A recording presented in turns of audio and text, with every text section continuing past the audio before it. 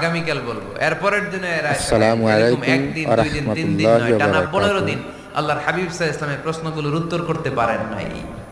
আল্লাহর প্রিয় হাবিব বন্ধুরা, সাল্লাল্লাহু আলাইহি সাল্লামের নবুয়তি জিন্দেগিতে হুজুরের এত কথাগুলো বিব্রতকর পরিস্থিতিতে মন তিনি দিয়ে কখনো শুনুন, পড়েন নাই।